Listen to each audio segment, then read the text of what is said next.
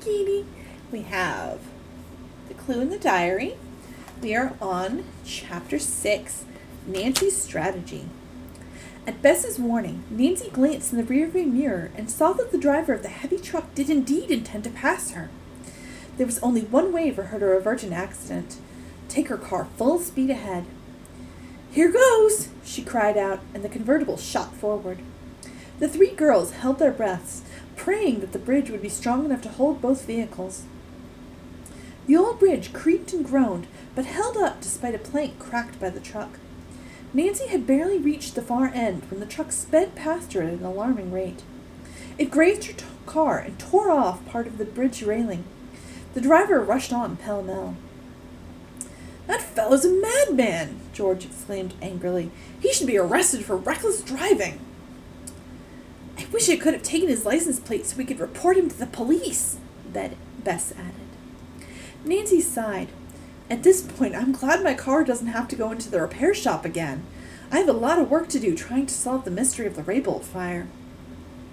As the girls drove on toward Sandy Creek, they finally forgot their indignation. When they reached the town, Nancy asked a policeman for directions. Following these, she arrived at a section near the river where small houses were crowded together. Bess and George carefully scanned the weather-worn cottages, searching for one with the name Riverwood. Bess caught sight of it first. "I see Honey out front," she said eagerly. "Look, isn't she sweet?" As Nancy halted the car before the old house, she saw that the child had fallen asleep under a tree. A large dog lay at her feet as though on guard. At the girl's approach, he jumped up and growled. Nancy and her friends scarcely knew whether to advance or retreat, for the dog looked vicious and seemed determined to protect his tiny charge from the strangers. As they were hesitating, the child awoke. She recognized the girls at once, and scrambling up from the grass, ran toward them. Despite her faded play suit and badly scuffed shoes, Honey was an attractive youngster. Her real name was Helen Ebba Swenson, but she had always been called Honey because of her sweet disposition. Her eyes were a bright blue, her fair skin was dotted with brown freckles, and her golden hair curled in 100 ringlets. "Hello, Honey," Nancy greeted her. "Is your mother home?" The child shook her head. "Mommy's gone to the post office to get a letter from Daddy. I wanted to go, but she said it was too far for me to walk." "Isn't your father at home?" Nancy inquired softly. "Oh, no," Honey replied in her most grown-up manner. "He's been gone a long time. Mommy's worried. That's why she went to the post office today." Nancy and her friends exchanged quick glances. Mrs. Swenson apparently was still awaiting word from her husband. "Mommy will be coming home soon," Honey went on, "'cause it's supper time. I'm hungry, too." With a pang, Nancy saw that the youngster looked thinner than ever. "Mommy said if she could sell some of the eggs from our hens, she'd bring me something good to eat. I'm tired of eggs. We eat them all the time since Daddy left." "Haven't you had anything else?" George asked bluntly. "We have a little bread. Mommy says we must make our money last until we hear from Daddy. She doesn't know where he went, and she cries a lot." Honey went on to tell the girls about her dog, Hans. "Daddy and I used to take him walking. Hans misses Daddy the same as I do. Nancy, let's all go in the house. I want to show you my toys Daddy made." Honey led the way inside. The living room was neat and smelled fresh and clean. There was little furniture, one very small rug, and no draperies at the windows. Nancy's eye was attracted to a photograph that stood on a small table. "Whose picture is that?" she asked Honey. "My Daddy," Honey answered proudly. Nancy's heart sank. It was a photograph of the stranger she had seen running away from the fire. "Oh dear," she thought. "This is the worst situation I've ever been in." By this time, Honey had brought out her toys from a cupboard. All were homemade, and several were mechanical, each one cleverly fashioned. "My Daddy is an inventor." The little girl had trouble pronouncing the word. "That's why he went away, to get back one of his inventions." Nancy, Bess, and George looked at one another, horrified. The same thoughts raced through their minds. Mr. Swenson was an inventor.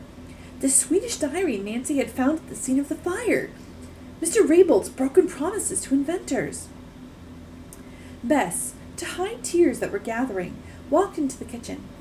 On impulse, she opened the refrigerator and cupboards. They were practically empty. She came back and whispered to the others. "Something must be done," Bess declared. "Why, Honey and her mother haven't enough to keep them from starving." "It's up to us," Nancy announced firmly. "I have an idea. We'll all eat supper here."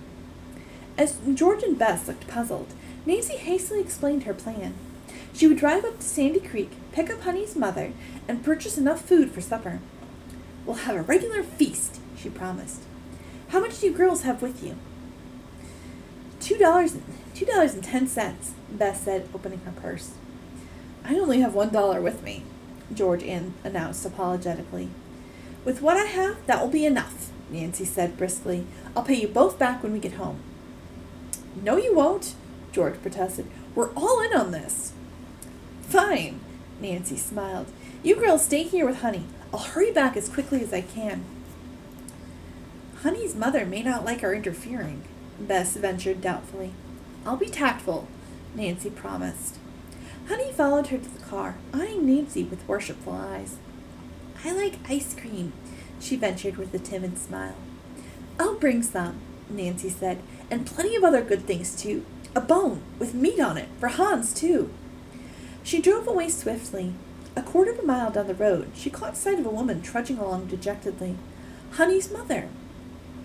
Nancy was quick to observe the downcast expression on the woman's face, and guessed that she had received no word from her husband. Undoubtedly, Mrs. Swenson had hoped that he would send money so that she might purchase food. "Poor thing," Nancy thought. "I don't believe I can ever bring myself to tell her about the diary. If her husband has done wrong, it will break her heart." Pulling over to the side of the road, she called a cheery greeting. Mrs. Swenson started in surprise as she recognized Nancy. "Won't you let me drive you home?" Nancy asked her. "But you're going in the opposite direction," Mrs. Swenson protested. "Oh, that's perfectly all right," Nancy replied as the woman wearily climbed in beside her. "I'm on my way to town to buy some things," Nancy explained. "But as soon as I've purchased them, I'll take you straight home. You won't mind the extra ride, will you?" "Indeed I won't," Mrs. Swenson smiled faintly. "I don't feel as though I could walk another step. I must get home soon, though, for my little girl hasn't had her supper." Nancy wondered what would be the best way in which to approach the plan to Mrs. Swenson about the feast. "Well, here goes," Nancy thought. "If she refuses, there's nothing the girls and I can do except return home." Oh, so we'll find out. They're going to have that feast, hopefully.